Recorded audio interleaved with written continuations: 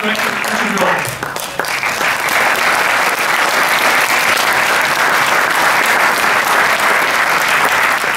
Thanks. I have to thank Sundance again, and not just the festival, but Sundance's documentary film program was a major supporter of this film, not just financially and logistically, but also in helping us to find the story at the heart of it, to really craft it. I need to recognize some of the crew who are in the audience today. Our wonderful producers and friends, Brenda Coughlin and Anthony Arnaud. Mostly, more than anyone, I would like to thank a woman who's listed in the credits as the associate producer, the second camera, and the assistant editor, but who really was there and helped conceive and shape this project before the Arab Spring happened and HBO stole her away from us to make a film about Tahrir Square. The most badass woman I know, and who also happens to be my wife and the mother of our beautiful child, Jacqueline Sue.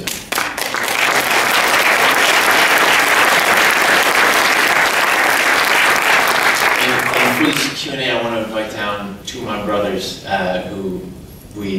this film has been a labor of love for all of us, but the writer, David Riker, and Jeremy Scahill.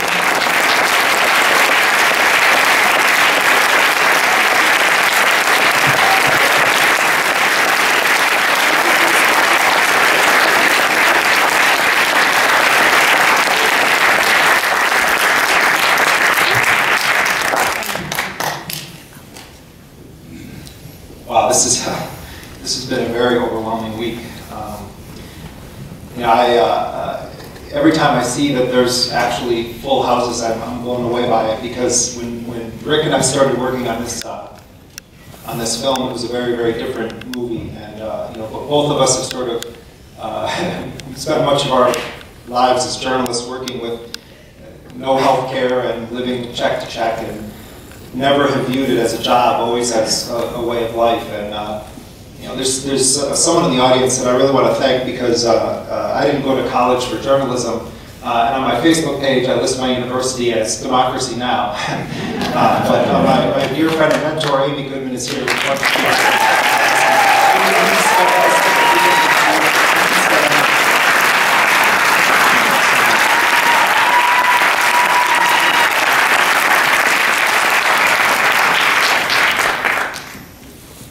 When we found out that this film had been accepted to Sundance, it was an amazing moment. I mean, we knew we had a chance because we had a relationship with Sundance and we had worked with Sundance, but it's very, very competitive. And so we thought it was possible that we'd be taking the film around the country, as we've done with other projects before, and screening it in labor halls or community centers or on college campuses, and that would have been great to us.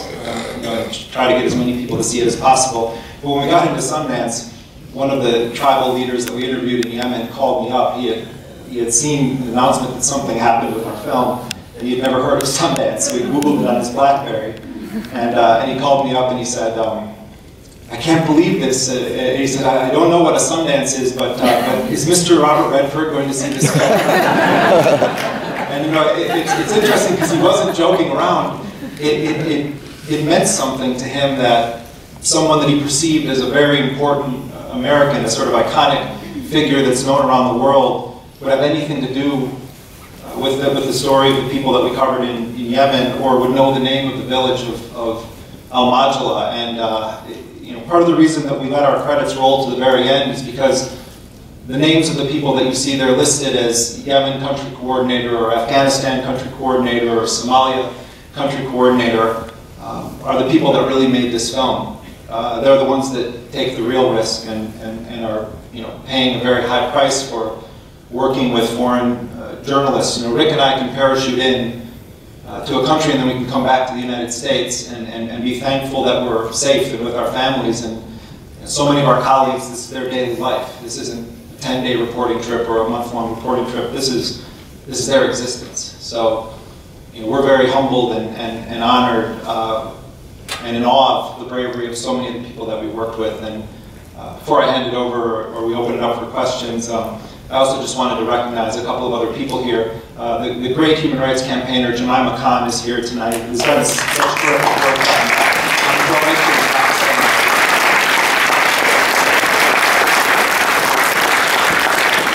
also someone that I just met tonight, but have been paying attention to his work in another film called Manhunt at the festival. Marty Martins, who's a former CIA officer, who's in the audience. And I suspect he might disagree with a lot of what you saw. We're very happy to be talking about it. So we can open it up to any thoughts, or we know that it's very heavy at the end, and if anyone also just wants to share how the movie made them feel, or if you have a question, I'd be happy to talk with you. Yes, go ahead. When the United States is targeting, tribes in southern Yemen, do you understand why they're doing it? The question was, when the U.S. is targeting tribes in southern Yemen, do we understand why they're doing it? The presence of Yemenis in the Mujahideen war in Afghanistan is the single largest presence of foreign fighters that had come into Afghanistan, and that was at a time when the U.S. was supporting the war against the Soviet occupation, and then after that it descended into the chaos of warlords and various factions, and there was this sort of tradition in Yemen of being fighters. And while Osama bin Laden is often referred to as having his ancestral roots in Yemen, and indeed that's true, there was a relatively small al-Qaeda presence in Yemen prior to 9/11. One of the most devastating attacks against the U.S. happened in 2000 off the coast of Aden when the USS Cole was blown up, and that really put Yemen on the U.S. counterterrorism radar. But it was only really in 2009 that a significant al-Qaeda presence started to pop up. And we're not, and by significant, I mean 300 to 600 people by most estimates. What we've seen happen as the Obama administration in particular has escalated the drone campaign in Yemen is that it's actually grown the ranks of al-Qaeda inside of Yemen. And it's also, and I think this is a more central point that was made by one of the people we interviewed, there's an incentive now for people to want to attack the United States because of the perception that the U.S. is killing civilians in southern Yemen, which there are two provinces where al-Qaeda is sort of most present. And what Rick and I heard as we traveled around in talking to tribal leaders in Yemen, which are the key to anything there, is that the drone strikes were actually helping al-Qaeda to recruit, and they were helping al-Qaeda to grow. And so what the United States is doing is dealing with a group that doesn't represent an existential threat to the United States, certainly represents a threat of potentially bringing down an airliner. And that needs to be addressed. I mean, no one wants U.S. airplanes blown up. But I think the really sober question we have to ask ourselves as a country is the way we're responding to these relatively small threats around the world actually making the likelihood of a greater attack or more blowback stronger. And so there are people that are al-Qaeda in Yemen, no doubt about it. There are very bad people that want to do harm to people in the United States. But the way that we're responding to it is ultimately helping those groups to achieve their goals, which is to strike fear into the hearts of people in this country and elsewhere in the world. So the U.S. is going after a relatively small group of people and in the process killing a lot of people that have nothing to do with al-Qaeda and making them stronger in doing so. Yeah, I mean, on 9/11, there were only a handful of al-Qaeda in the world, and they controlled no territory. They were like on the run and in hiding. After 10 years, billions of dollars, hundreds of thousands of people killed, thousands of American military lives lost. There are thousands of members of Al-Qaeda, and Al-Qaeda controls like actual pieces of territory in countries in Africa and Yemen. I mean, it is no matter what you think about this program, the drone program, the targeted killing program, morally, no matter what you think sort of democratically about the lack of oversight and transparency of this, it is phenomenally counterproductive. I mean, all this money, all this death, and al-Qaeda has only grown.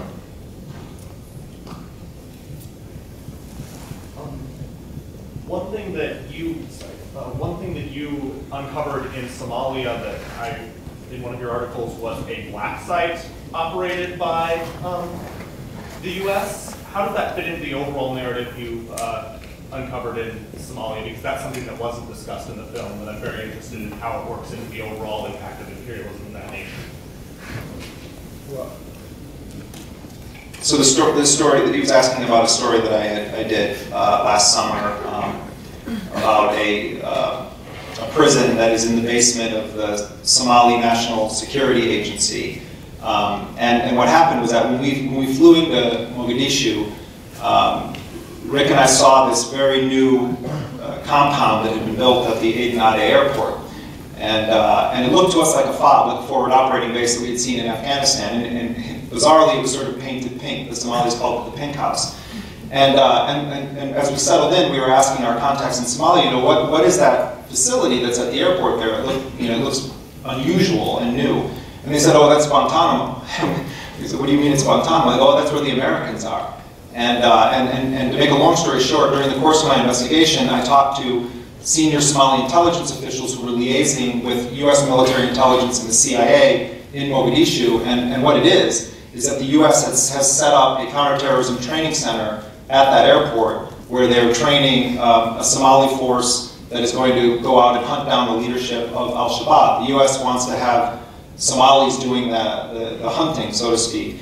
And the US is paying them in cash every month. They line them up and they pay them $200 a month in cash, which is a lot of money in Somalia, certainly more than the Somali military gets paid. And what we learned as we were investigating that is that the US also has access to a basement prison in the Somali NSA where they're interrogating people that are snatched by these forces, or in some cases are rendered. And if you think the Obama administration isn't doing rendition, you're wrong. The Obama administration, this has continued full spectrum from Clinton to the present. And so the US, in some cases, is asking the Kenyan government to pick up someone in Eastleigh, the Somali slum in Nairobi, Kenya, and fly them into Somalia so that they can be questioned. And when I asked the CIA for comment about this, it was an unusual experience for me, because when I spoke to the CIA, they said, yes, that sounds right. When I sort of described what I was saying, you're not used to having that kind of a response. And he said, well, I'm going to have to get back to you with more details. And then this, the CIA confirmed the basic thrust of what I just said to you. They said, yes, we have a facility. Yes, we're training the Somalis. We don't run that prison, but we do, on occasion, debrief prisoners, always in the presence of Somali agents. We met journalists that have been taken to that prison as well. There are a number of foreign citizens that are being held there, including some with Western passports. I just wanted to give David Riker, our writer, a chance to say something. We had an amazing collaboration with David. A year ago, Rick and I thought we were finishing our film. And David is a great filmmaker who does fiction primarily. And he made a film in the late 90s called La Ciudad. And his new film comes out in March called The Girl, starring Abby Cornish and Will Patton. And David was just going to come in to sort of give us some notes on our script. And what ended up happening is David worked for a year with us on rebuilding our own film. I wasn't originally going to be in the film at all. I don't write articles in the first person. I don't like talking about myself and putting myself into the story at all. And David basically said, I want to see outtakes. I want to see what's on the cutting room floor. And over the course of a year, built the film that you see now. So we dismantled our entire film. And I was writing a book during the process of this film and doing print stories, and Rick kept filming me doing my work, and I would say, Rick, stop it. And so that's why you see things of me writing, taking notes and putting things. I'm also old-fashioned journalist in the sense I like paper. I like to put things on walls. So Rick was filming me, and if I look irritated in some scenes, it may actually be because I was pissed off at Rick for filming me. But what we found, though, in the course of this, I watch this film and I see sort of I gain weight, I lose weight, I look tired, and you actually see what it's like to do this kind of work as a journalist and what it does to you. And David really extracted that. And the way we wrote the script was not David sat down and wrote it and I voiced it. David interviewed me for weeks on end. We'd stay up late at night and he would transcribe by hand things I was saying to him, and then he would send me back my own words, but arranged in a way that made sense narratively. And so, everything in this film came from conversations that we were having on an ongoing basis. And it was really just an honor to work with him, and he's a tremendously talented guy and a fantastic person. So, David, maybe if you want to, this is the first time David's come up with us, so maybe you want to say a few words.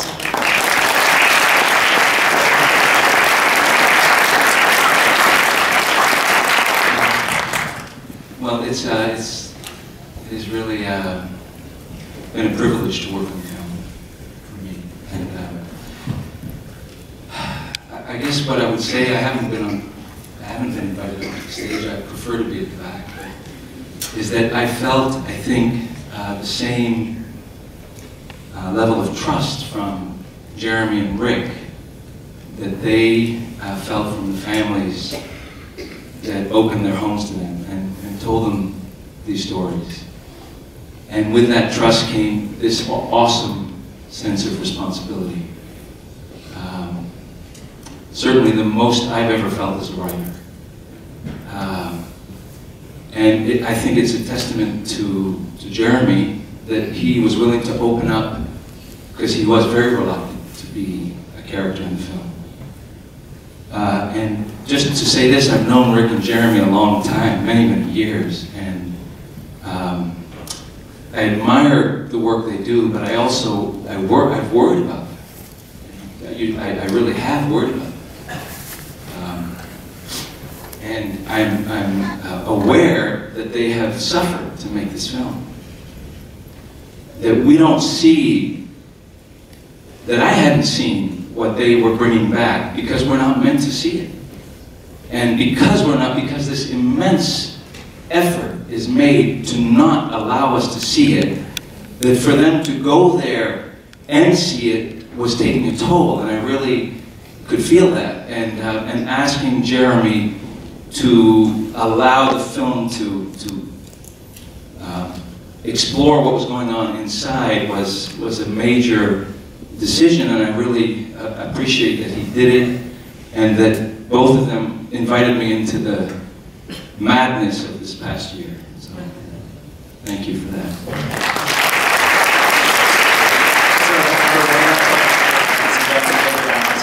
Yes, ma'am. I certainly can see you have captured the terror that our military has put people through. And you seem to also have found some very distinctive people to give you an inside knowledge, you know, even the Americans in the military, as our soldiers are coming home and killing themselves, you know, one or more a day. Did you have a sense of that, you know, you very distinctive, you know, people within these special units, perhaps units that some people might think are something that was fired to, and yet, you know, our boys are coming home and they're killing themselves. Did you have a sense that there was, you know, I mean, certainly a lot of military guys will say this war is BS and, you know, I just want to get out of here, but did you have a sense that they also saw what you have shown us, that, you know, that this... You know, one sort of unexpected thing that happened in the course of doing this reporting in this investigation is Rick and I have gotten to know a lot of people that work in the special operations and the intelligence community, and you know, I have to admit that over the course of the film, I mean, I grew to very much like a lot of guys whose entire worldview I disagree with, and I think have been responsible for some reprehensible things, but it's made me, I think, a better person to have taken the time to actually listen to that perspective. You know, I just got an email from a pretty prominent Navy SEAL today who was congratulating us on the film and you know, wants to screen it with him. And he's a guy that I've had major arguments with, but he also knows that I listen and I try to meet people where they are. I wasn't always that way in life, and but I will say that most of the people that I talk to in the intelligence community and in the special operations community are deeply disturbed about the direction things are going. Because let's be honest, they're going to pay the price for it on the front lines. Andrew Exum, who's a guy I respect very much, even though I disagree with him, was an advisor to McChrystal in Afghanistan. He's a very serious guy, a very smart guy, and is a combat veteran, Army Ranger. He makes a point in this film that I think is a very profound one. He says, we'd go into a home and kick down the doors and drag someone out in the middle of the night, and the next day people would be rioting in the streets. Who do you think the Iraqis are going to go after when they come into the streets to riot because someone was snatched out of their home? Who are they going to try to kill or hurt or attack? Are they going to say, well, I better find SEAL Team 2, you know, based out of this base, those are the guys? No, they're going to look for the first camouflaged American or the first U.S. diplomat that they see, and they're going to go after him. And so it's actually the potato peelers that are going to get hit the most, the National Guard kids that are going to get hit the most for these actions. You know, so and they've been living this now for a full decade. And I think one of the ways this changes is if more and more voices from within the intelligence community and the military start speaking out and speaking up against these policies. You cannot kill your way to peace. It's just not going to happen.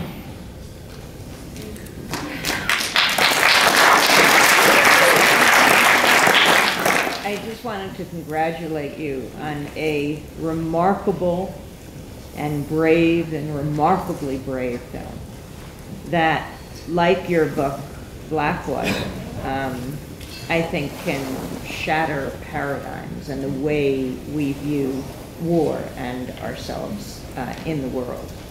And I wanted to ask, I mean, it's so prescient on Mali that, I mean, you were doing this before Mali happened, and yet you highlight Mali. But also, what has been the White House's response to your film? And this is the culmination, but you've been writing for a long time now, what they're saying about this. President Obama just inaugurated, and at the same time we're reporting that another drone attack in Yemen, just in today and yesterday and the day before.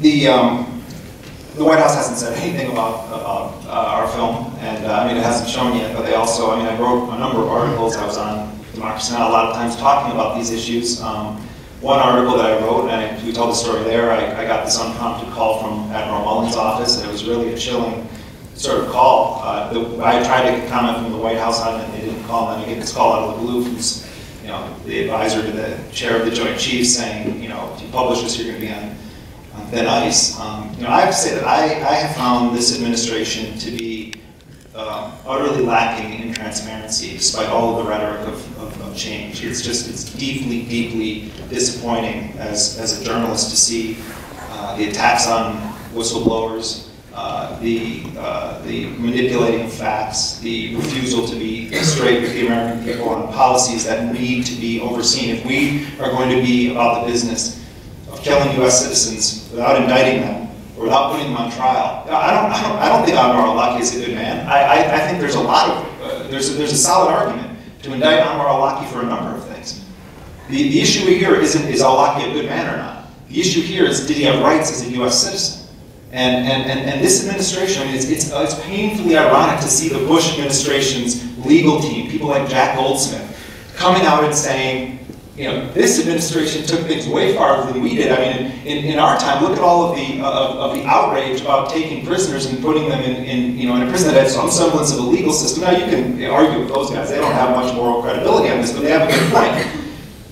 They have to get all these warrants, they say, to get a wiretap, but you somehow don't need an indictment to execute a U.S. citizen.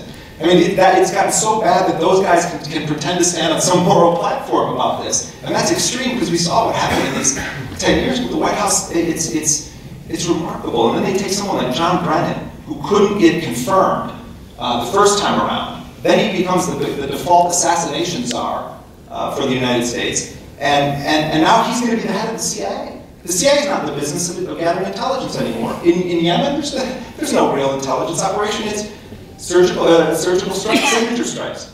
Military-age males, boom, you're in this area, you're dead. And so we have Brennan now is going to be running the show. The president's talking today, one set of words, and then John Brennan is on his way to the CIA headquarters to further paramilitarize the agency. So we're living in a really strange time. Without Obama being president, a lot of these policies wouldn't be normalized for a lot of liberals. 77% of self-identified liberals would not be supporting drone strikes if John McCain had won that election. They would have opposed it, and it reveals sort of the bankruptcy of partisan politics in this country. Your principles are tested when someone who you support is in office, not when someone you despise is in office. Someone you voted for is in office. That's when real principles are tested. That's when the question is called on what do I actually believe.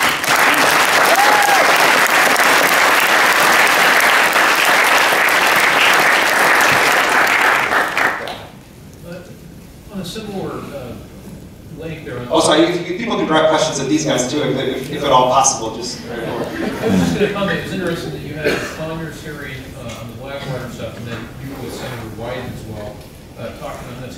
Where are people on the Hill in terms of just in your reporting and in making this so much work, in trying to get back some semblance of oversight on this? I mean, it's remarkable to me that you have Republicans and Democrats who can't agree on any number of things to pay the country's bills. But on this issue, this extraordinary issue, there seems to be a disturbing bipartisan consensus that will just give the executive branch carte blanche to basically launch wars in all sorts of countries, the whole detailed thing that you went through in the film.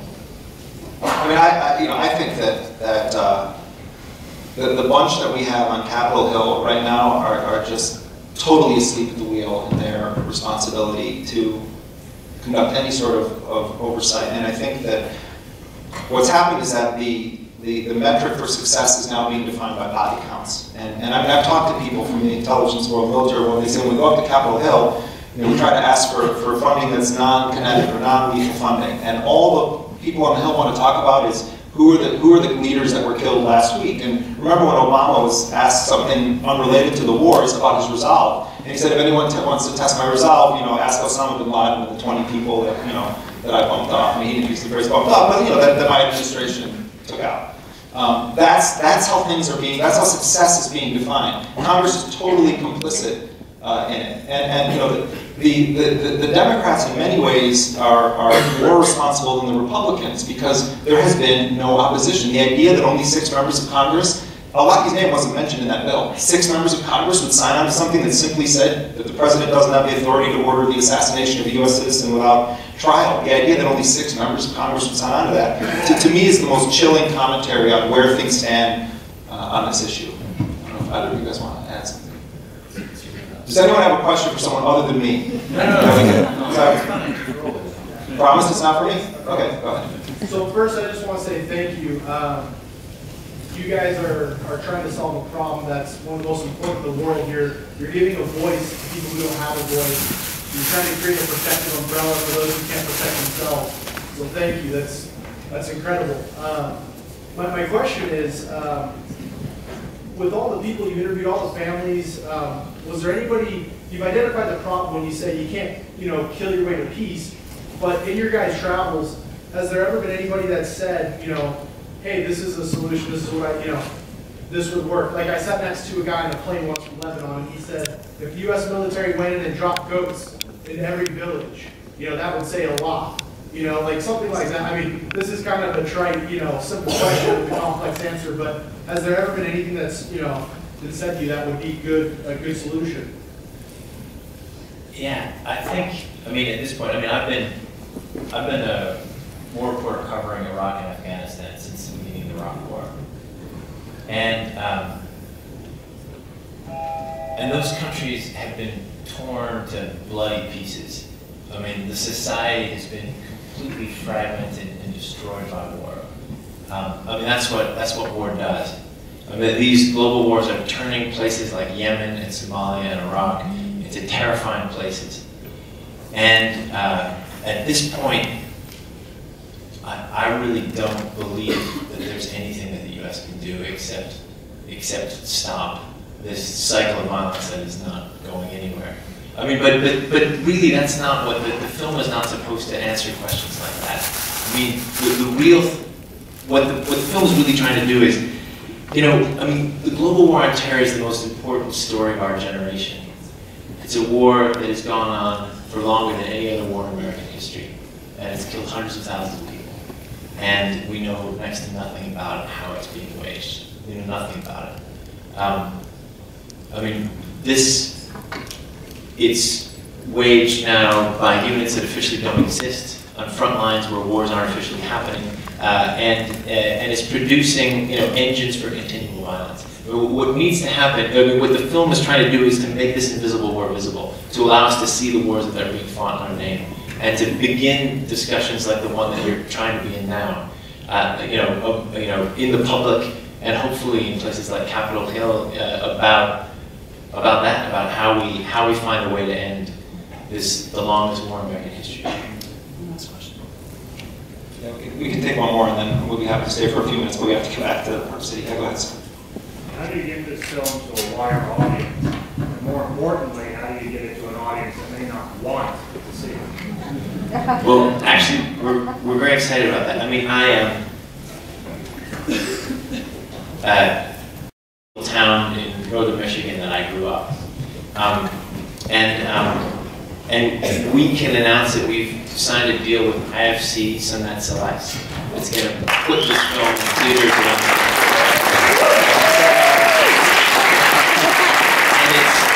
And incredibly moving to us because, you know, when we go to a village in Afghanistan, in rural Afghanistan, and knock on someone's door, you know, we're the last Americans they saw before us. We're the ones who kicked their door in and killed half their family. But yet they invited us in and they shared their story with us because we promised to them that we would do everything we could to make their story heard in the US. And I've been terrified for these last 3 years that I wouldn't be able to keep that promise. But now, I mean, thanks to all of you, thanks to Sundance, thanks to us all, we're going to be able to keep that promise. We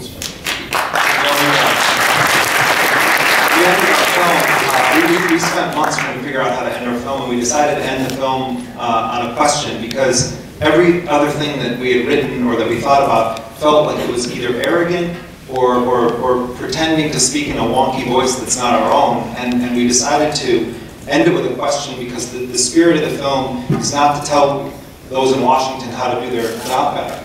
It's because we want to start discussions. We want people who work in the intelligence community or in the special ops community, people like Marty, to see this film, and if they agree with it or disagree with it is not the most relevant question. It's what kind of discussion are we going to have when we leave the theater. And because of this deal that we signed with IFC, it's going to be in at least 50 markets in the US, which is an incredible number for a documentary, and it was why we went with them, because they had the greatest commitment to getting this film out. So the question we leave everyone with is what happens to us when we finally see this, and what are we going to do about it in our own everyday lives? So thank you so much for sharing all of this.